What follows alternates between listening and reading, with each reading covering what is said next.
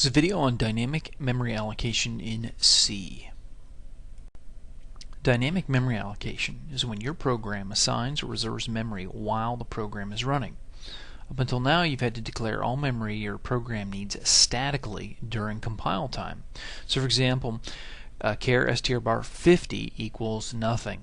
That declares a string of size 50. Now the 50 is the size, and it must be a constant number that's made at compile time. You can't make that a variable, otherwise you get an error, and that's what we mean by statically during compile time. There are three types of problems you will run into in business. The first type is you know how big or how much at compile time. For example, your boss tells you to make an array of structures to store addresses loaded from a file, and at most there will be 100 addresses. Cold shiver. Oh, I don't know why I'd feel that. The second type of problem is where you know how big or how much at the beginning of runtime. We're going to learn how to handle these types of problems next. Now the third type of problem is where you don't know how big or how much until the end of runtime, which is after your program has finished loading or reading all of the data. And pretty much at the end of your program, you'll learn how to handle those types of problems in C2, which is SET-151, and I bet you can hardly wait. You already know how to handle problem type number 1. For example, suppose we have a type def UDT address type, then we can say a UDT address list 100, and then it'll make an array of size 100 and we'll have 100 elements, and each element is our structure. Or we can say char str buffer 50 equals nothing. Now that'll make a string of maximum size 50. Now that's not very difficult to declare, maybe difficult to use, but not difficult to declare. Handling type 2 problems is a lot more challenging. Now remember, this is C. The language doesn't do anything for you. It was designed that way on purpose. You are now going to learn what VB and many other languages does for you behind the scenes. Now, we wanted to do something like this from day one. We declare an integer of called int array size, set that equal to 0. Then we prompt the user, we say, hey, give us a size 1 to 1,000, and then we read that size in, and then we declare an array of that size. So right here we use our variable. Unfortunately, that won't work. It has to be a numeric constant. We have to hard code that value in, at least up until now. This is where dynamic memory allocation comes in. We must also use pointers, so brace yourself. You might want to pause the video and take a deep breath or two. Again, dynamic memory allocation is where you assign or reserve memory while your programming is running. To do that, we have to learn two new commands. The built-in function to allocate memory is called Malloc. I'm guessing that's an abbreviation for memory allocate. The prototype for the Malloc function is void asterisk malloc and then an integer int memory size in bytes. You pass in how many bytes of memory you want to reserve or allocate. The function carves out a block of memory that size and returns a pointer to the first byte in that block. Now the memory is not initialized to any default value. Think of it like buying a plot of land somewhere. If we were using VB, it would pull out all the weeds, pick up all the trash, and level everything out. In other words, it would initialize every element to 0. But this is C, so it leaves all the weeds in the trash for you. If you want it initialized, C assumes that you'll do it. Now there is a calloc function that does the same thing as malloc, but it also initializes everything to 0. But, yes, you guessed it, you can't use calloc. Why? This is boot camp, soldier, and you've got to do it for yourself. Here's an example of how to use the malloc function. First off, we declare an integer to hold our array size. Then we have a long pointer. And then we have a do loop.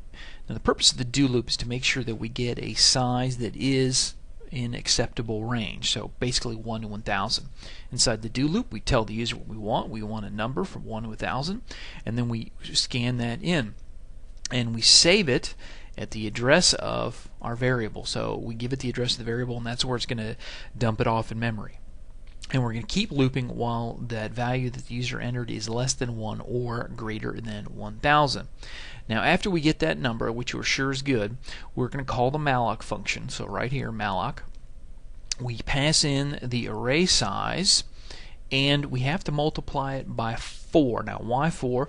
Because the malloc, if you recall, I'm going to go to the previous slide, allocates memory size in bytes, so in bytes. So in order to convert from bytes to longs, we have to multiply by 4 because there are 4 bytes per long. Now that's going to return a void pointer. So our next task is that we have to convert from a void pointer to a long pointer, and we do that using an explicit cast. Now if you recall, an explicit cast is where we put the data type in parentheses. Now we put long and then an asterisk to indicate that it is a long pointer. Then once we have done that, we can assign it to our pointer variable. So we have a pointer to an array of longs. Now that is just amazing. So again, notice we had to do the explicit cast because the malloc function returns a void pointer, and we specifically have to tell it to convert from void asterisks to a long asterisks. Now the void data type is kind of like a generic data type. Well, not really, but it gives you a rough idea. That's why they use it. It's basically you're not supposed to use void for anything. So anytime they use it, they're telling you, the programmer, hey, you need to convert this into something usable other than void. As I said in the last slide, we had to multiply the size by 4 to convert from bytes to long. Now often you'll see the size of function used for this purpose. So here we say size of long, and that's going to return 4. Now it's going to programmatically determine that, which is much safer and more generic than hard coding the value 4 in there. Multiplies that times the array size. Now warning, the size of function works only with static data types. For example, short, int, long, UDT address type. It does not work with pointers because it counts the size of the pointer, not the size of the block of memory to which it points. So however much memory I allocate up here, if I then call size of on that pointer, that's going to print 4 because that's the size of the pointer, not the size of the memory to which it points. So remember, size of does not work with pointers. Now all pointers on a 32-bit operating system or in a 32-bit program are 4 bytes long, because each byte is 8 bits and you got 4 of them, so there's 4 bytes going to 32, so they're all 4 bytes long. So a pointer to a short is 4 bytes, a pointer to an integer is 4 bytes, a pointer to a long is 4 bytes, and a pointer to UDT address type is 4 bytes long. And why? Because pointers store an address. If you recall back when we introduced pointers, all they do is store an address. In a 32-bit operating system, the addresses range from 0 to 2 to the 32nd minus 1, which is why you need at most 32 bits or 4 bytes for any pointer. Now on a 64-bit operating system, all pointers are 8 bytes. That's because there's 8 bytes in, or 64 bits. It can be covered in 8 bytes. Now if you write anything in VB.NET or C#, the pointers are all going to be 64-bit, and the compiler is going to take care of that for you. However, because of the nature of the .NET framework, you will rarely, if ever, use pointers directly. If you do, please call me. I'd love to hear about it. The block of memory returned by malloc and also calloc is guaranteed to be contiguous. That means there won't be any gaps in it. So if you ask for 1,000 bytes, you are going to get an array of 1,000 bytes all stuck together in memory. There will be no gaps for anything else in between. That makes it easy to access the values in that block of memory. For example, here's the brute force code of how to initialize a block of memory returned by malloc. So we say malloc times the size of a long times the int array size, and then we cast that, do an explicit cast to a long pointer, and then save it to our pointer variable. Next, we dereference our pointer, and we put a 0 in the first element of that block of memory. So that assigns the value to the contents at the address. Remember, the asterisk means the contents at. Next, I increment the pointer. Notice the lack of the asterisk. That means I'm changing the address, not the contents at. So the +1 moves me from, for example, 123 Elm Street to 124 Elm Street. I'm going up the street one house at a time. So that's what this does right here. That changes the address. And then I put a 0 at the contents of that address. So I put a 0 in address 124 Elm Street. Then I move along to 125 Elm Street, and I put a 0 there. And then I move to 126 Elm Street, and so on. So that is the brute force method. Now, as soon as we see it in that format, we realize we can use a loop. So, for example, I've got the same line to allocate memory, and I use an integer variable. And I can use a for loop because I know the start, which is 0. I know the stop is array size, and I know I go in steps of 1. So what we do is we dereference using the asterisks, and we say the contents at that address is now, we're going to assign the value of 0. And then we're going to increment our pointer. So we're going to go to the next address in our block. Now, some students ask, how come we don't increment the pointer by 4 instead of by 1? Now, why would you integrate by 4? Because it's a pointer to a long, and that's 4 bytes. Well, the compiler realizes it needs to add 4 to the pointer address because there are 4 bytes per long. It's a long pointer, not a byte pointer. Now, it does this automatically for you, and the technical term for that is called scaling. Scaling is when the compiler multiplies the integer operand, in this case +1, by the size of the pointer data type. So, for example, by 4 for longs. If we were doing shorts, it would multiply everything by a factor of 2. There's a problem with this code, however. When we start off, PALNG values is pointing to that first element or that first byte in that hunk of memory returned by the malloc. So it's this function right here, or this call to this function malloc right here. We get a hunk of memory back, and our pointer is pointing to it. Now, each time we loop and assign a value, our pointer moves forward in memory by 4 bytes. So the first time through the loop it's pointing to the beginning, the second time it's pointing to the second element, and the third time the third element, and the fourth time the fourth element, and it keeps going on ... until it's second to the end, and then finally when the loop is finished, the pointer will have been incremented int array size times. That means the pointer is now pointing to the first address after the array. The problem is our pointer is no longer pointing to our hunk of memory. It's pointing to something else. We need to back it up to the beginning of our array. And to do that, we have to subtract 1 a whole bunch of times from it, or we can just subtract the array size, and that will reset it back to the beginning. So with this code, we allocate our memory, we loop through it, and set each value in there to 0, and then we return our pointer back to the beginning. Now, I'd like to ask you a question. On a large program with thousands and thousands of lines of code, how likely is it that you or team member is going to forget to back that pointer up at least once? Yep, it's pretty likely. That means you'll have bugs, which means you're going to have technical support phone calls. And let me tell you, pointer bugs are some of the hardest to track down and fix.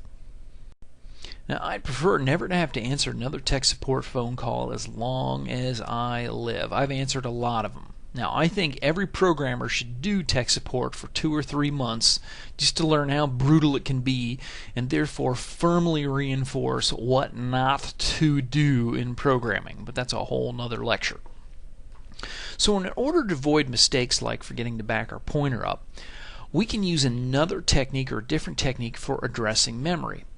Instead of incrementing the pointer itself, we're going to increment and add an offset to our base pointer.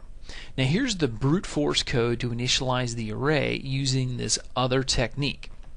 Now remember, this is the brute force, and then we're going to loopize it and make it look pretty.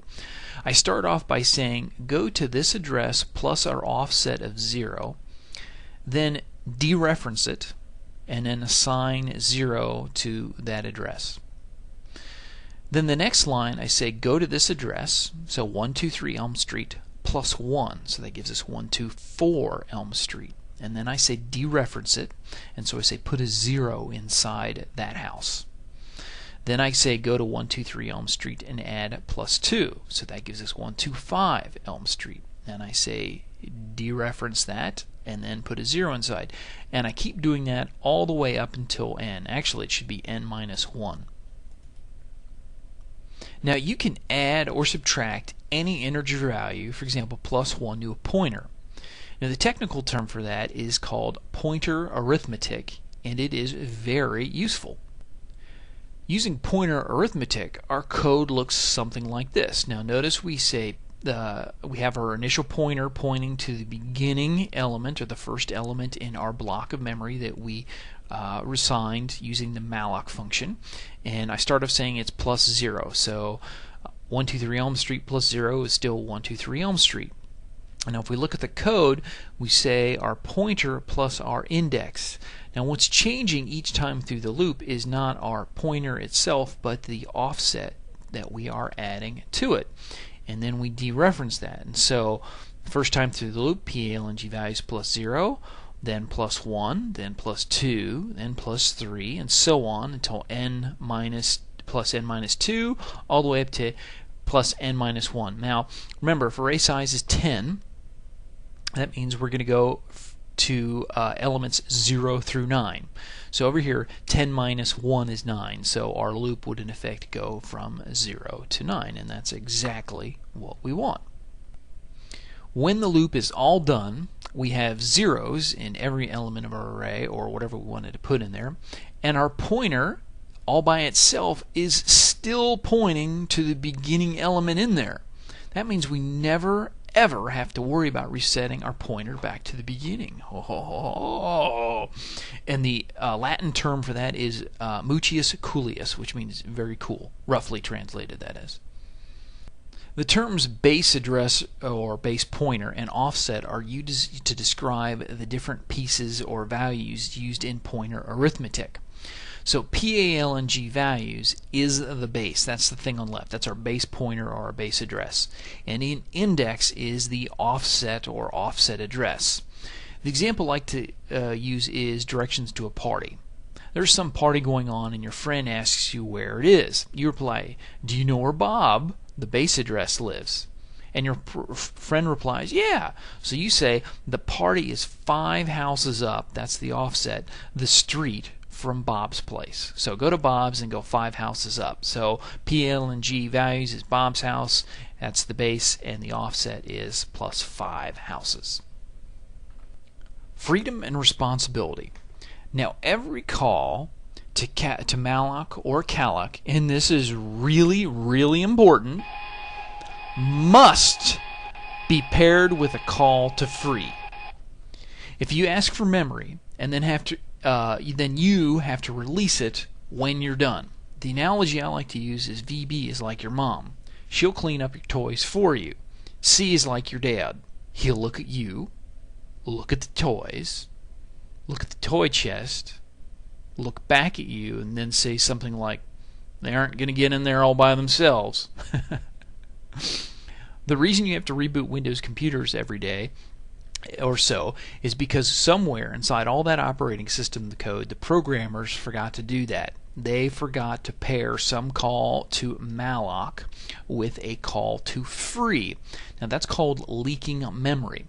And what happens is there's less and less available memory for your programs to run because you allocate some and then you allocate a little bit more, and each time you forget to put it back. Now Windows will not come in and take it from you. It's your responsibility as the programmer to give it back. Now if it's just an application, you can close the app and that'll free all the memory for it. But if it's the operating system, the only way to close the operating system is to reboot. Now eventually all the space gets used up and the operating system either crashes or you reboot. So games do this all the time. I'm sure if you played a game for quite a while, a few hours, and maybe you've ever been in a raid and your program crashes and it says it runs out of memory, something like a heap allocation error or something like that, that's because a programmer somewhere inside there goofed and forgot to put the memory back. The syntax for the free function is free and then pointer. So for example, let's say we have PA-int values, which is an integer pointer. Then we call malloc with that. Oops, I forgot to cast it to an int. That's taken care of. So I cast it to an int, and I've got that, and then I do some work or whatever. When I'm all done, I must call free with PA-int values, and that will release the memory, free it up, and give it back to Windows for some other use. If you don't have a matched call to free for every call to malloc, you get something like this. Now this is its most condensed form, so you probably never have this in your code explicitly. But while true, so while your program is running, you're going to malloc 1,000 bytes. And what do you do with the pointer? Well, you just throw it away. Okay, so it's lost, it's gone. And then you keep looping. And so what that's going to do is it's going to allocate memory in chunks of 1,000 bytes, and very quickly you're going to run out of memory. Now just for the heck of it, I've got Visual Studio open and I've got the code in here. So I've got while some non-zero value, so while true, go ahead and allocate memory in 1,000 byte chunks. Now what happened was when I did that, I can't get it on recording. I tried twice and it nearly took down my computer both times. We got a huge spike in CPU process, and correspondingly we got the memory was all used up. And I actually had to terminate the application with Task Manager to make that drop down. And it was so bad, it gobbled up so much memory that the recording software that I used to make these videos locked up, and I had to terminate that too. So I can't even record me using up all the memory. So things like that are very, very dangerous. So with more freedom comes more responsibility. And remember, if you are controlling limited resources, that is, you have the freedom to do that, but it requires you to be a stronger programmer and pay more attention to detail. Pointers are like knives. You will get cut if you aren't careful. Now back when I was a child, it was common for fathers to give their sons knives. Yeah, I know that sounds incredible in today's age, but anyways, a pocket knife was a sign of maturity and responsibility. Now some of you may have experienced this and having your father give you one. Now this was preparation for many of life's lessons. Now when my father gave me my first pocket knife, he held it out to me and said, "Be careful, it's sharp." Now, what do you think I managed to do within 5 minutes? Yep, I cut myself. And I learned two very important things that day. First, I learned that when my father said, "Be careful," I needed to pay attention and be careful. He was serious, so I learned to respect what my father said. Second, I learned that knives are sharp and that using tools requires care and respect. This lesson has stayed with me all my life. It was the root lesson for all the power tools I've ever used. Knives may seem scary until you start using power saws and you realize you can not only cut yourself, but you can very quickly lose fingers or limbs or an eye quite easily. Or if you're not careful, you can cut yourself and bleed out. Anyways, always wear safety glasses when using power tools of any kind. So the lesson here is that pointers, like knives, are sharp and they require you to be careful and work with them using respect and care. Okay, so I've just handed you a knife, which is basically dynamic memory allocation with pointers, and I'm saying be careful. It's your responsibility to keep track of all your pointers and to free any memory that you allocate. Every call to malloc must be paired with a call to free. Now in addition, after I call free, I always assign my pointer to 0. So for example, I've got code where I make my pointer, I allocate memory using malloc, and then I say free, so I let go of the memory. Then when I'm done, I set the value of the pointer to 0. Now, if you want to use the pocket knife analogy, I fold the blade so I can put it back in my pocket. I'm all done with it. Now, why do I do that? Well, to use the land analogy, freeing memory is like selling the land you bought with Malloc. So with Malloc, you bought some property. Free, you sold it. And after you sell it, you are no longer the owner. So setting the pointer to 0, right up here, is like throwing away your old set of keys. You won't be tempted to get back in your old house to get something because you don't have the keys. You can't get back in, so there's no temptation. Now, if you try to access the memory, even just read it, after you free it, you'll get a runtime error, and that's not good. So, for example, we free the memory, and then I print the contents of that memory. Well, I no longer own that land anymore. Windows does. I sold it back. And if I try to go on Windows properties without the proper, going through the proper channels, it's going to get mad at me. So the new owner, Windows, might run out and fire a round or two of rock salt at us. So that's not at all what we want. The following example shows how to read an array size from the user, allocate an array of that size, initialize the memory returned, populate it with values read from the user, print those values, then sum all the values, and then print the sum and then free the memory allocated. Now you might want to pause the video and take a quick break to clear your head before you watch this. So we start off with void main, and we've got 4 variables. We need index because we're going to be looping. We've got our array size, which is going to store the size that we read in from the user. We've got our pointer to our block of dynamically allocated memory, and then we've got a total variable. The first thing we do is we say enter an array size. Now, I'm not doing any boundary checking on this. I'm not making sure it's a positive number and it's not like a million or a billion, something like that. That would be appropriate, but in this short example don't have it. So we read in the array size from the user, and then we dynamically allocate using the Malloc function. Notice we use the size of int times our array size, and then we do an explicit cast to an integer pointer, and then we save that or assign it to our pointer variable. And to use the analogy of land, we just bought our plot of land. That's how we do it. Now we need to initialize it. And we are that basically pulls out the weeds, picks up the trash, levels the ground, all that stuff. So we have our loop, and we begin at 0, and while we are less than array size, we go one at a time. And we are going to use the base, we're going to use a pointer arithmetic where we have the base address plus our offset. And the pointer never changes, so we never risk losing it, and that's a good thing. So we say our base pointer address plus our index and the contents at, we dereference, equals 0. So that spins through every element in the array and assigns a value of 0. Next, we want to populate the array with values read in from the user. So again, we need to do a scanf for each element in the array.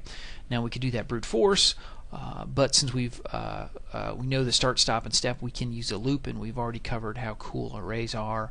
The only difference is we're using a dynamic sized array, so I'm not going to do the brute force method here. So we tell the user what we want. We say, hey, enter a value for whatever index that we're at. Probably we should do index plus 1, so instead of 0 through 9, it says, for example, 1 through 10, but since this is for you, the programmer, we'll just leave it at 0 based.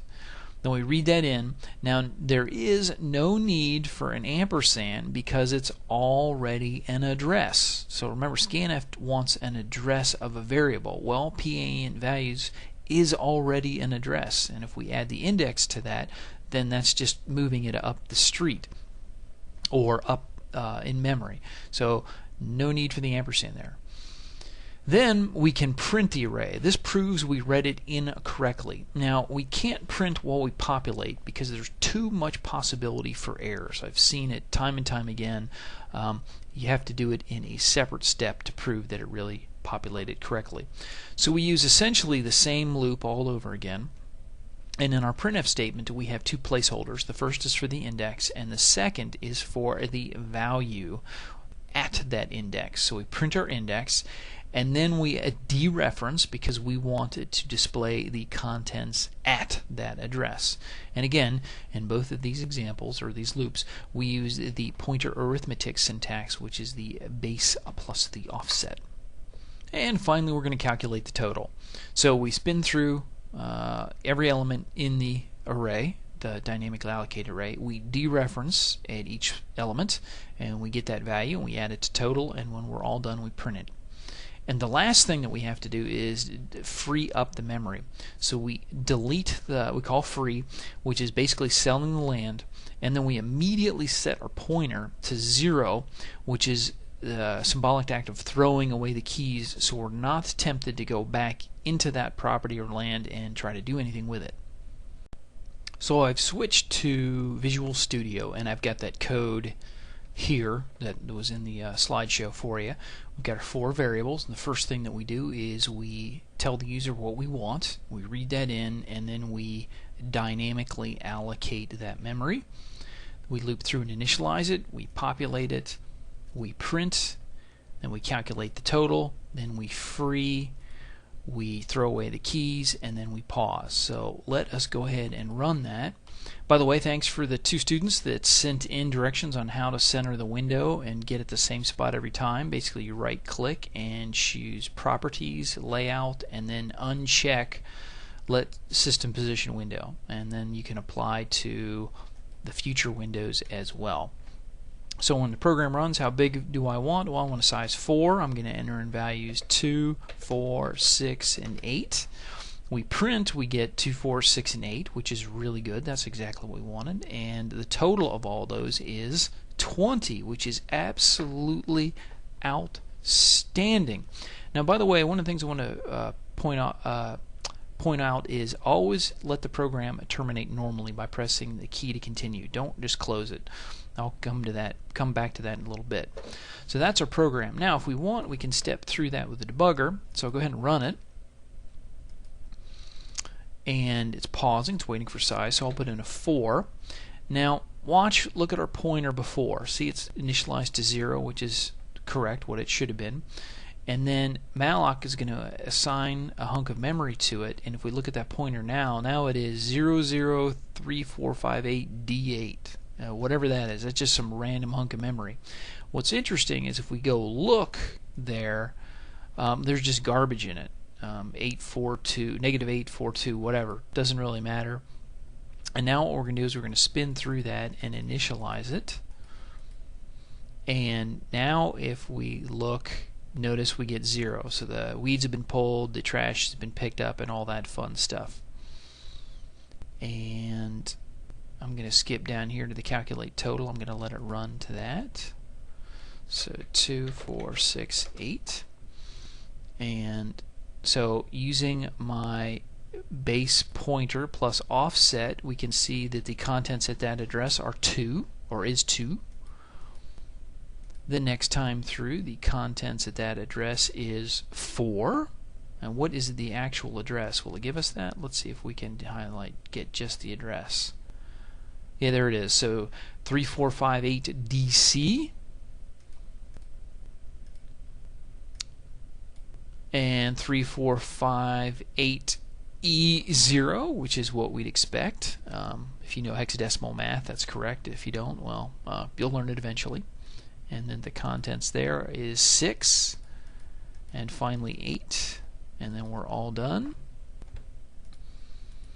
And now notice, after I have freed the memory, the pointer is still pointing to that hunk of memory. So if I wanted to, I could go try to dereference that pointer and try to mess around with the values at that location, and I'm not allowed to do that anymore. So I always set my pointer to 0, and then I know, hey, that's an invalid. Alright, and we continue on, system pause, and we're all done. Now would be a good time to pause the video and take a break if you need one.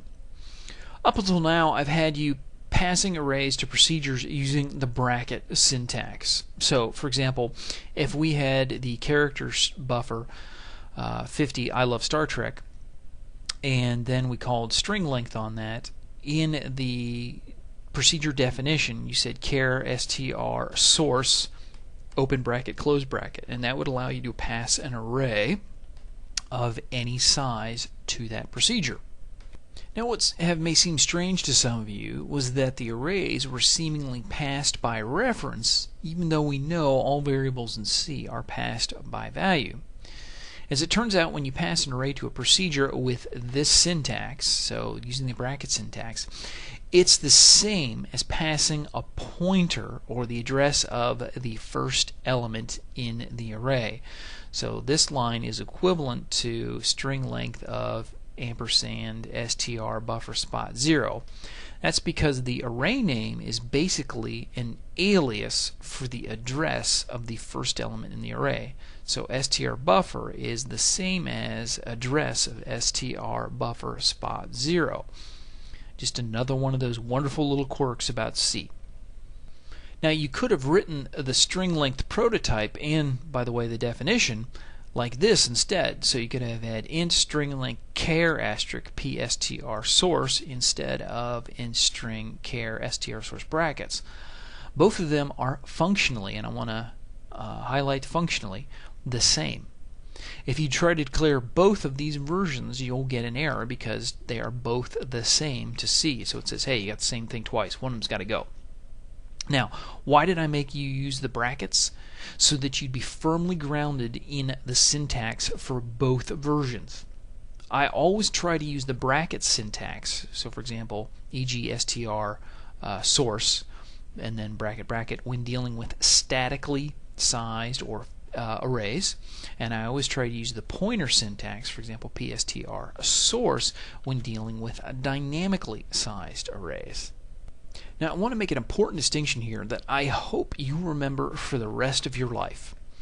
If I have these two declarations, char str buffer 50 and char pointer pstr buffer equals 0, str buffer is an array of characters and it should be treated like an array. pstr buffer is not an array of characters. It is a pointer to an array of characters, and there is a world of difference, as you'll see in future homeworks. Now remember, str buffer is the same as the address of str buffer spot 0, but it gets even more confusing. You can use the bracket syntax with pointers. Oh, okay, so this is going to hurt. So I declare a char pointer pstr buffer, and I always initialize my variables to 0, even pointers. Then I use malloc and I allocate a string of size 50 and I do an explicit cast to char pointer. Now the size of operator is not necessary because a byte is the same length as character, or a character is 1 byte. And I'm going to use, notice the bracket syntax on a pointer. Oh yeah. So the pointer spot 0 is equal to I, and the pointer spot 1 is equal to space, and then LOV, so I was spelling I love Star Trek. And then finally I terminate it. Now you will often see something like this in books and or in forums, and I want you to know right here now I strongly disagree with that. Why? Because the pointer is dynamically allocated. And so whenever I'm dealing with pointers, I like to use the pointer syntax, which we use the asterisk to dereference. I do not treat it like a statically sized array and use the brackets. And I hope that you will follow in that too, and hopefully it'll make things a lot more clear. So basically, again, I'm just repeating, I try never to use bracket syntax because they're pointers array. So you can do this. P ain't value spot 5 is equal to 0. That's bad because it's not an array. It's a pointer to array.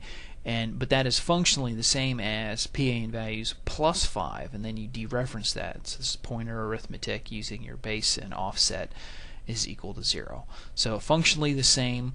The bottom one is preferred with pointers. Passing pointers to a procedure is easy. So for example, let's say we have our pointer, we allocate some memory, and then we call it initialize array, and so we just say int asterisk p int values int array size, and then we do whatever we want. Now you will almost always have to pass the array size along with your pointer to the array, because just like with strings, it's your job to keep track of the size. Now remember, the size of operator will return a value of 4 or 8 for all pointers, depending on whether or not you have a 32-bit application or a 64-bit application. So you can't call size of with your pointer. That is not going to work. So it's your responsibility to carry along the size with it. Why? Well, because this is C and it's boot camp. Now, changing the value of a pointer in a procedure, or basically emulating passing by reference, is a little more challenging. You have to pass a pointer to the pointer. Now, you've seen this before in the open file code that I gave you for structure stress and part pain. And here's an example with an array of integers. So I declare my array size variable and my pointer to arrays, but I don't get the size from the user in the main function, nor do I allocate in the main function. Instead, I delegate that to a procedure called makeArray. So since I want that procedure to get the size from the user and allocate space, I need to pass in those two variables, and I basically want to do it by reference, but by reference doesn't exist in C, so I have to pass by pointer. And that means when I call makeArray, I pass in the address of each of those variables. Now, let's skip to the right side first. For the array size, that's not too bad, so that just gives us a pointer to an integer. But oh my gosh, for the array pointer itself, it gets really confusing because I have a pointer to a pointer. Notice the double asterisk. Oh my gosh, you can do that? Yes, and by the way, you can have a pointer to a pointer to a pointer. You can have 3, 4, 5 of them. I would do tricks programmatically, like using structures and type defs to help avoid having it be messy. But yes, it can be done, and it sometimes is done. So inside makeArray, we ask the user for a size, and then we use scanf, and we save that at the address of the variable. Alright, so now remember, scanf requires an address, and that's literally ampersand int array size, which we passed in here. So that's why we don't have an ampersand. It's already an address. Now when we go to allocate the memory, we have to dereference once to go from our pointer to just our pointer. So let's look at that example a little more closely. For the procedure call, we pass the address of both the array pointer and the array size. Why do we pass the addresses? Because we want to simulate passing by reference. Believe it or not, this is what VB does for you behind the scenes all the time. Now raise your hand if you just suddenly realized you like VB a whole lot more than you thought you did. I don't know about you, but I got both my arms and both my feet in the air. Now let's look at the makeArray code. For the array, we have a pointer to a pointer. Arg, that hurts my head. Now we have two pointers. Why? The first pointer is so that we can dynamically allocate memory during a runtime. Remember, Malloc returns a pointer. Okay, that's why we have our first pointer. The second pointer is so that we can simulate passing by reference, so that when we change the first pointer value, it affects the original variable declared in main. When we read size from the user using scanf, we store the value at the address in the pointer p_int array size. Remember that p_int array size is the same as ampersand int array size, which is why we don't use the ampersand in this procedure. It's already an address. Next, we store the pointer to the first byte of the block of memory returned by Malloc in the contents at the address stored in pp_a_int values. We must dereference the first pointer so that the expression is equivalent to p_a_int values equals ... We do that so that the original variable in main is affected and not just a local procedure copy of that variable. And it gets even more fun. Let's say we wanted to initialize the memory after we allocated. We'd have to dereference the array pointer twice. Can you believe that? Alright, so we got pretty much the same code. We dereference PA into array size to get the contents of the address and then multiply that times the size of the integer in bytes. Oh, wow. Okay, so inside here, after we get the size from the user, we then have to dereference it to use the value stored in there, and then multiply that times the size of an integer. And then we cast the pointer returned by malloc to an int pointer, and we save that in the address stored in our pointer to a pointer. Then we're going to do our initialize code, and we're going to use the pointer arithmetic. Now, the first time we dereference is to get the pointer value stored inside our pointer. So that's once to get the dynamically allocated memory address. We dereference a second time to get the contents at that address. So the first time is to get the memory address that we used with was returned from malloc. We add our offset to that, and then we dereference the second time so we get the contents at that address. Oh, isn't that fun? Now, a better way to handle that would be to procedurize the code so it's a little less confusing. So we've still got our make array, and then I call initialize array. Now here's where it's a little interesting. We dereference once to basically get the address of that's stored inside those. And then initialize array, it takes a pointer to an int, which we're familiar with, and an actual integer itself. Now, why can we get away with no pointer here and just one level of pointers here? Because we're passing them by value. We are not changing either of these two variables. We're changing the contents at this address, but not the actual address itself, and we are not changing the array. So that's how you would procedurize it and make it look pretty.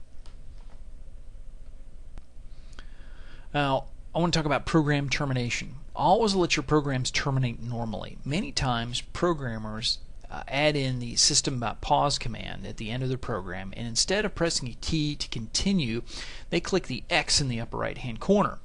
If you do that, you will bypass some built-in Windows error checking code, and you're going to find you get a lot of memory heap corruption errors. If you let your program terminate normally, you'll find that you'll get a lot of memory heap corruption errors. And if you don't let your program terminate normally, you won't see those errors. Now, when you get a memory corruption error or heap corruption, that means one of two things. You went off the end of one of your arrays into your neighbor's yard, or one of your calls to malloc wasn't paired with a call to free. So let me go ahead and demonstrate that. So I'm in Visual Studio, and let me take out my breakpoint. Go ahead and run that. Now it's size 4. I'm going to put in 2, 4, 6, and 8, and press any key to continue. Now here's what not to do. Programmers, they click the close button. The program did not terminate normally. It terminated abnormally. It was shut down. Let's go ahead and run it again and see what we're supposed to do. 2, 4, 6, 8. Press any key to continue, and I press the space to continue. Alright, now I'm going to show you a common error that my programmers make.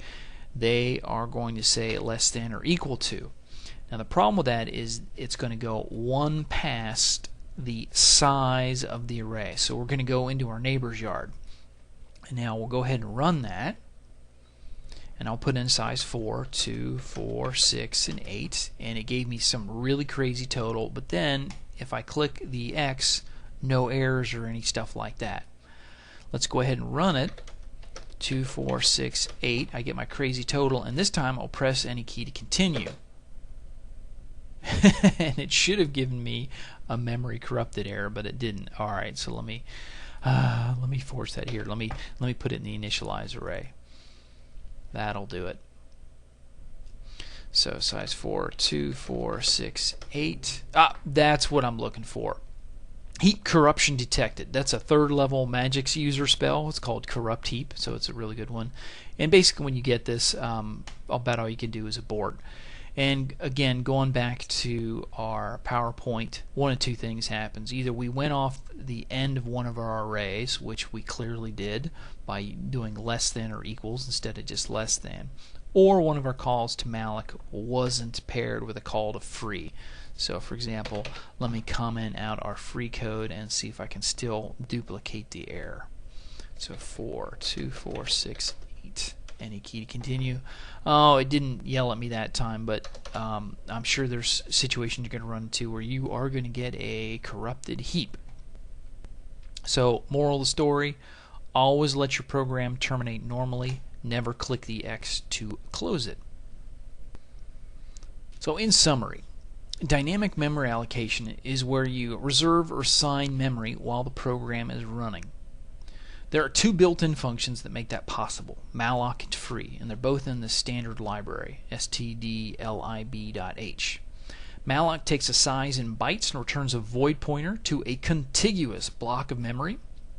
And the land analogy is you buy a house or plot of land. Free takes a pointer and releases the memory back to window. You sell the house. Always assign the freed pointer to 0 immediately after freeing the memory. So basically you're throwing away the keys to the house so you can't get back in. Remember that str buffer is the same as ampersand str buffer spot 0. The asterisk p8 values is the same as p8 values spot 0. So remember, you can use the bracket syntax for arrays on pointers, because basically an array is a pointer. And so this second line is equivalent and this third line is equivalent. The contents at this address plus 5 is the same as p8 values bracket spot 5. Now again, I recommend against using the bracket syntax with pointers. Use the pointer arithmetic syntax with the asterisk to dereference so that you always know that you're dealing with a pointer to an array, not an array itself. You will need to use pointers to pointers if you want to simulate passing a pointer by reference. Remember, the asterisk is used in 3 different ways. In a variable declaration, it's used as a data type modifier to make it a pointer data type. So for example, int asterisk. It's used as the multiplication operator to multiply 2 values. For example, int size of int times int array size. It's also used to dereference a pointer to get the contents at the address stored in the pointer itself. So the contents at this address equals 0. Oh, by the way, pointers have been known to cause headaches, dizziness, and nausea in laboratory students. Use only in a well-ventilated area. So I'd like to talk a little bit about motivation. Yes, pointers are hard. Some of you might call them extremely hard, impossible, brain killers, something like that. They will cause you pain and suffering. So if you're worried about that, let me put your mind at ease. It is going to hurt, and you are going to suffer.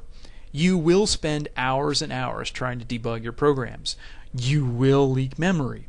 You will spend hours trying to track down those memory leaks. But in the end, you will be a better, stronger programmer. You are now starting to realize why programming jobs pay so well. It's because the work is very hard and very tedious, and there aren't a whole lot of people out there willing to put the time in to learn how to do it. That's why it's called work. By learning these skills and developing good study habits, you are laying the foundation for a successful career that will make you a good, honest living for the rest of your life. And if that isn't motivation enough, well, then I don't know what is. So, you've now learned about dynamic memory allocation, how wonderful Visual Basic is because it does all this stuff for you, how incredibly complicated it can be behind the scenes, and what do you think the next step is? Why, of course, a homework where you get to learn to do all this stuff for yourself. So I won't disappoint. I've got 2 really good ones lined up for you. And that is the end of the video on dynamic memory allocation.